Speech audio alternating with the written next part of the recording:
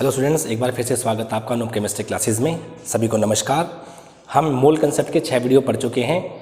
छठे वाले वीडियो में हमने पढ़ा था आवोगाद्रो परिकल्पना के अनुप्रयोग, उसके एप्लीकेशंस। पहली एप्लीकेशन क्या थी? परमाणुकता ज्ञात करने में थी। सेकेंड एप्लीकेशन थी गैलोसाक के नियम को समझाने में। थर्ड थी अणुसूत्र ज्ञात करने में। चौथी डाल्टन के नियम को समझाने में। पाँचवा वाष्प घनत्व और अणुभार में संबंध, जो कि बहुत इंपॉर्टेंट है। डेरिवेशन पूछते हैं आप लोगों से, आपसे पूछते हैं कि सिद्ध कीजिए कि किसी भी गैस का जो वाष्प घनत्व है अणुभार का 2 गुना होता है, सिद्ध कीजिए, ऐसा पूछते हैं आपसे। छठा जो होता है ये भी बहुत इंपॉर्टेंट है, वो क्या है? किसी भी गैस का एनटीपी पर आयतन 22.4 लीटर होता है। ये हमें आज सिद्ध करना है। छठी वाली एप्लीकेशन है, इंपॉर्टेंट है। क्या है? सामान्य ताप और दाब पर, इसको अपन बोलते हैं normal temperature and pressure, short में बोलेंगे एनटीपी। तो सामान्य ताप और दाब पर गैस का जो ग्राम अणुक आयतन होता है वो 22.4 लीटर होता है। सर, एक ग्राम अणुक आयतन क्या होता है? ठीक है, देखिए, जैसे हाइड्रोजन है, गैस है। इस हाइड्रोजन गैस का जो भार होता है, इस हाइड्रोजन गैस का जो भार होता है वो कितना होता है? 2 ग्राम होता है। यानी अगर मैं किसी अणु का भार ग्राम में व्यक्त करूं तो उसे अपन बोलते हैं ग्राम अणुभार। अगर मैं किसी परमाणु का भार ग्राम में व्यक्त करूं तो उसे अपन बोलते हैं परमाणु भार। ठीक है, तो अगर हम इस 2 ग्राम गैस का सामान्य ताप और दाब पर आयतन नोट करें, ज्ञात करें, तो कितना आता है? 22.4 लीटर आता है। जैसे हमारे पास मीथेन है, ये अणु है, इसका अणुभार होता है 16 ग्राम। तो अगर अपन इस 16 ग्राम मीथेन का सामान्य ताप और दाब पर आयतन देखें तो कितना आएगा? वो 22.4 लीटर आता है। ठीक है, तो अब बात ये आती है, सर सामान्य ताप और दाब होता कितना है? तो सामान्य ताप और दाब होता है 0 डिग्री सेल्सियस, इसको अपन बोलते हैं 273 केल्विन। और जो दाब होता है वो होता है 1 वायुमंडल, 1 एटमॉस्फेयर, यानी एटमॉस्फेयर को बोलते हैं वायुमंडल। ठीक है भाई, अगली बात समझ में। सामान्य ताप और दाब, ताप कितना है? 0 डिग्री सेल्सियस, यानी अगर इसको मैं केल्विन में बदलूँ 273 केल्विन हो जाएगा। दाब कितना होता है? 1 वायुमंडल। ठीक है भाई, और आयतन कितना निकल के आएगा? 22.4 लीटर। ठीक है, यहाँ से अगर मैं मोल की बात करूँ तो मोल कितने होंगे? 1 मोल। अभी ये मोल क्या होते हैं ये भी आगे आएगा। ठीक है, अगले वाले वीडियो में अपन पढ़ेंगे मोल क्या होता है। ठीक है भाई, तो हमें कुल मिला के सिद्ध करना है कि किसी भी गैस का एनटीपी पर, शॉर्ट में सामान्य ताप और दाब को अपन बोलेंगे एनटीपी पर, गैस का जो आयतन होता है वो कितना होता है? 22.4 लीटर होता है। ठीक है, आइए डेरिवेशन करते हैं। ठीक है, अपने को निकालना है वाष्प घनत्व, इससे अपन डेरिवेशन करेंगे। तो वाष्प घनत्व क्या होता है? एनटीपी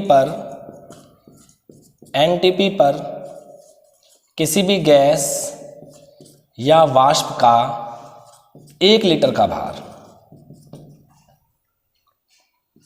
अपॉन एनटीपी पर हाइड्रोजन के 1 लीटर का भार। आगे बात समझ में। एनटीपी पर अपन क्या लेते हैं? हाइड्रोजन के 1 लीटर का भार। भाई ऊपर भी भार तो नीचे भी भार, और वो क्या है? हमारे पास गैस है, तो उसका क्या निकल जाएगा? घनत्व निकल के आ जाएगा। ठीक है, तो वाष्प घनत्व क्या होता है? एनटीपी पर किसी भी गैस के 1 लीटर का भार बटे एनटीपी पर हाइड्रोजन के 1 लीटर का भार, ये होता है वाष्प घनत्व। ठीक है, अगले स्टेप में क्या हो जाएगा? एनटीपी पर गैस के 1 लीटर का भार बटे 0.09, हम यहाँ पे लिखेंगे क्योंकि एनटीपी पर 1 लीटर या हाइड्रोजन गैस के 1 लीटर का जो भार होता है वो 0.09 ग्राम होता है। ठीक है भाई, कितना होता है? 0.09 ग्राम होता है। ये आपको ध्यान रखना है, ये आपको ध्यान रखने वाली बात है। ये प्रूव की हुई है, ये ज्ञात की हुई है, कैलकुलेटेड वैल्यू होती है। क्या होती है? सामान्य ताप और दाब पर, यानी कि जब हम ताप रखते हैं 0 डिग्री सेल्सियस, दाब रखते हैं 1 वायुमंडल, तो हाइड्रोजन जो होता है उसका भार कितना निकल के आता है? 0.09 ग्राम निकल के आता है। ठीक है, चलिए, ये समीकरण नंबर 1 हो गई। ठीक है, इसको मैं ग्राम में लिख देता हूँ। ठीक है, अच्छा, हमें पता है कि अपन एक तरीके से और निकाल सकते हैं वाष्प घनत्व। कैसे निकाल सकते हैं, कैसे निकाल सकते हैं अपन, गैस का अणुभार बटे हाइड्रोजन का अणुभार।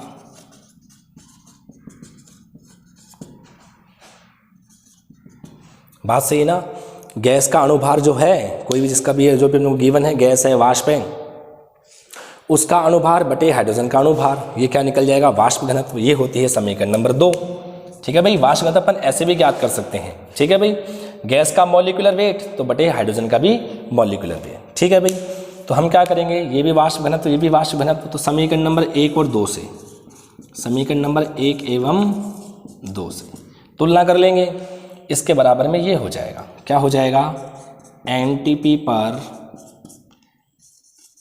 गैस के 1 लीटर का भार बटे 0.09 इक्वल्स टू गैस का अणुभार बटे हाइड्रोजन का अणुभार। बोलो बात सही है कि नहीं है। ठीक है, चलो अगले स्टेप में मैं इसको कर दूं, एनटीपी पर गैस के 1 लीटर का भार बटे 0.09 इक्वल्स में आ जाएगा, इसको मैं m लिख लूँ, अपॉन में इसको 2 लिख लूँ। भाई गैस के अणुभार को मैंने m कह दिया, और हाइड्रोजन का अणुभार हमें पता होता है 2 होता है। हाइड्रोजन परमाणु का 1 होता है, अणु का 2 होता है। अगले स्टेप में क्या आ जाएगा, एनटीपी पर गैस के 1 लीटर का भार बराबर m इंटू 0.09 अपॉन में 2। बोलो आएगा कि नहीं आएगा, सही है। अच्छा मैं क्या करूं, मैं इसको ऐसा कर दूं, इसको मैं यहाँ ले तो उसको ये वहाँ हो जाएगा। भाई 1 लीटर का भार इतना है, तो इतने भार का आयतन 1 लीटर हो जाएगा। तो मैं क्या लिखूं, क्योंकि m इंटू 0.09 अपॉन 2, ठीक है ना, ग्राम गैस का एनटीपी पर, है ना, आयतन कितना होगा, 1 लीटर। बोलो बात सही है कि नहीं है। भाई मैंने क्या किया है, मैंने इसको उल्टा कर दिया, बात तो वही निकल गया। ये भाई अगर 1 लीटर का भार अगर इतना है तो इतने ग्राम गैस का आयतन कितना होगा, इतना होगा। बात सही कि नहीं। अगर एनटीपी पर गैस के 1 लीटर का भार इतना ग्राम है, तो मैं यूं भी तो कह सकता हूं कि इतने ग्राम गैस का एनटीपी पर आयतन 1 लीटर होगा। बात वही है ना, ठीक है। अतः 1 ग्राम गैस का एनटीपी पर आयतन कितना होगा, 1 लीटर अपॉन में क्या हो जाएगा, m इंटू 0.09 अपॉन में 2। बोलो होगा नहीं होगा। अतः m ग्राम, अब मैं क्या लिख रहा हूँ भाई, कोई गैस है, हमें उसका अणुभार दी, उसका मास दे रखा होगा, ग्राम में भार या कैसे भी भार दे रखा होगा, तो m ग्राम गैस का एनटीपी पर आयतन जो वॉल्यूम है वो कितना हो जाएगा, कितना हो जाएगा जी, 1 लीटर अपॉन में m into 0.09 upon 2 into m। बोलो होगा नहीं होगा। तो इसको सॉल्व करोगे तो कितना आएगा, 1 लीटर गुणा m, ठीक है ना, अपॉन में m इंटू 0.09, 2 पर चला जाएगा।